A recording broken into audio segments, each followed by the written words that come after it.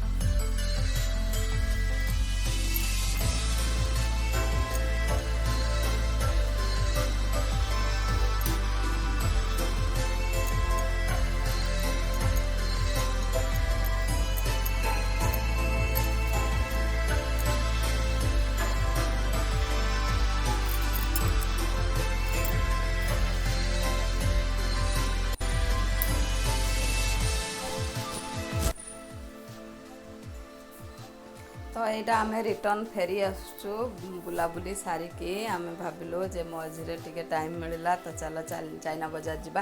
तांकर कौन आनिबार थिला से मते कहले चलो जीवा चाइना बजार रु बुलिकी पळै आसबा। तो यहाँ आम रिटर्न फेरी आसुचु। तो मु घर को पहुँची जाइए। आबे भाविली जे ड्रेस पत्र चेंज कर दे कि मसला गुड़ाक आग ठंडा हो जाइए तो पेशी नेबी। तो आग मु ग्राइंड कर नौची जीरा गुंड आउ धनिया गुंड कर नौची। तो सेपटे मु भेंडी भजा बसई देछि, आउ एपटे मु ग्राइंड कर नौची सब गुड़ाक।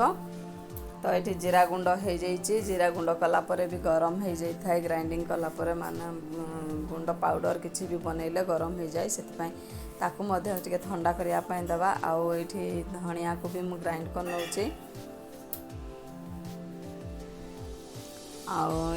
टाइप आपण भी घरे मसला तैयारी करंतु, बाहर किणवा अपेक्षा निजे नेचुरल मसला पाइबे। एगुड़ाक डायरेक्ट जीरा जमती कि धनिया लंका एगुड़ा सब किणी आनिकी आपण ग्राइंड करके निजे घरे यूज करें। आम जदि बाहर किणी आणुचु से निहाती किसी ना किसी मिसई दौरान। तो आम एगुड़ाक जब गोटा नहीं आसिक निजे ग्राइंड करके मसला रेडी करवा ताहले पूरा नेचुरल पाइबा।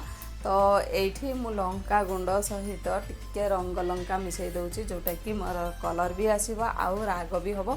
तो मु सुखिला लंका को ग्राइंड कर सारा पर से लंका गुंडर कलर टिके काश्मीर लंका गुंड मिसईदेली, जोटा कि लंका कलर भी हो गला आउ राग भी भल आसीज। अल्प गुंड पकड़े हो तरकारी कलर भी आसज आउ राग हो। तो एगुड़ाक सब रेडी करदेली। आठी मु ठंडा हाँवाई दे देछि एगुड़ाक। तो एबे तरकारी करनबा आमे दीपहर पई। तो यहाँ दीपहर पई मु तरकारी करी चुना माछ बेसर आलू बैगण पकईकी। तो से मु रसुण पियाज सुखिला लंका आउ टमाटो पकईकी एका सारी ग्राइंड कर नउछि।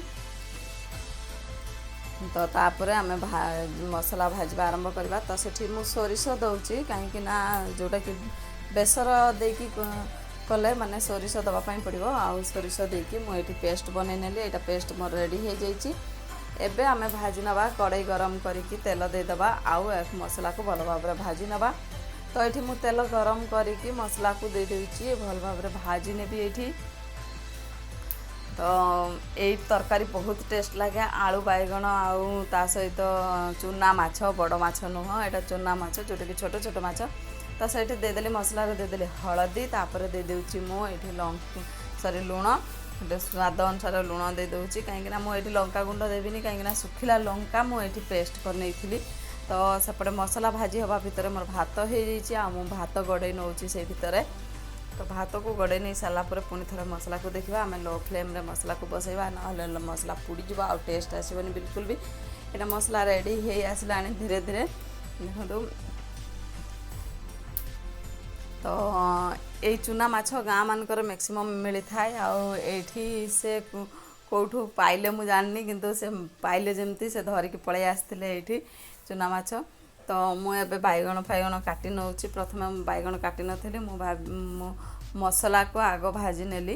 तो मसला जिते बड़े लास्ट भाजी हो आसला से मु आलू बैगण काटी नेली। आपण आलू बैगण सांगरे ये पोई भी पकई पारे। पोई खड़ा पोई साग ता सहित पकई पारे बीन्स आउ गाजर एगुड़ाक सब पकई पारे। आउ गाजर एते इम्पोर्टाट नुह किंतु बीन्स पकई पारे। आउ पोई खड़ा पकईबे। बीन्स पकातु न पकातु किंतु पोई खड़ा पकईले बहुत टेस्ट आसता है। आउ बढ़िया फ्लेवर आसता है। तो ये मसला भल भाव रेडी हो जाइए भजा। तापर आलू बैगण मु भल काटी नहीं। तो परिबा एबे पकेदेबा मसला रे आउ भल भाव कषि नवा। आ जितेबाला आम परिबा पकाउछु मसला रे सेतेबाला हाई फ्लेम रे पकेबा कहीं बैगण नहले दरसिजा हो। तो मु सेठी मसला रे दे देकी एठी मु सलाड पाई काटी नौची। तो यहाँ मसला कषि हो जाइए भल भाव। तो मु हल्का पानी दे दीची। पानी फुटी गले आम चूना माछ दबा। तो ये मसला देखो माने मसला पूरा कषि हो जाइए। आ पानी देकी फुटी जाइए। परिबा पूरा सिझ जाइए। ये चूना माछ मु लास्ट दे दूची। चूना माछ देकी ये माने एते भी चूना नुह टिके बड़ माने बड़ कहले 2-3 इंच माछ गुड़ाक। तो से गुड़ाक फ्राए कर देकी रखी थी मु किछि माछ करथिली आ किछि माछ रखी देइथिली। तो एबे ताको घोड़ई देइची। तो एबे कवर खोलिकी देखुची मु आलू सिझ जाइए। आ तरकारी परफेक्ट हो जाइए। तो याको आपण माने भात सहित खाई परिबे रोटी सहित खाई परिबे। आउ याको एंजॉय करंतु ए तरकारी को नेकी। हेलो फ्रेंड्स गुड आफ्टरनून जय जगन्नाथ। आउ मो चिन्ह आपण मान को स्वागत करुचे आपण मान को प्रिय channel daily lifestyle RC blogger को। तो आज मो वीडियो एठी रखुची रोसेबास सजाइची आउ खाइबा मध्य सजाइची। तो मु जाउची गोटे जगह को बाहरचु आमे जिबु बोली। तो खाली ड्रेस चेंज करी आउ जीवी देखो ये ड्रेस रे अच्छी। तो ड्रेस चेंज करके खाली जीवी आउ रेडी हो जाइए पूरा। तो ये जदि आपण मान को भल लगे ताले लाइक करेंगे। आउ चैनल जदि नुआ आछंती सब्सक्राइब करदेवे। आज पाई रहूची नमस्कार।